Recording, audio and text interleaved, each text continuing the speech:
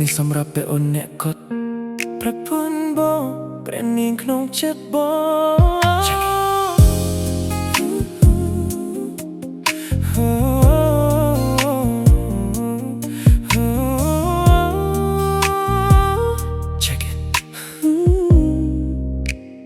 រាល់ព្រឹកក្រៅពីដេកឃើញមកអូនមុនគេប្រពន្ធបងស្អាតណាស់នេះញញឹមអូនមួយធ្វើឲ្យបងបំផើបចិត្ត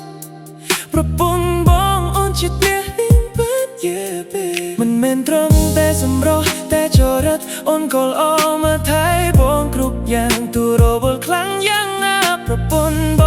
ងជាស្រីមេដុលអបងពិតជាសំណាងតែមានអូនជាប្រពន្ធអូនជាពុនក្នុងជីវិតបង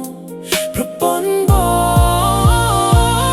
អូនជាក្តីសង្ឃឹមតែមួយរបស់បងមានស្បងអើយ You are my everything ប្រពន្ធបង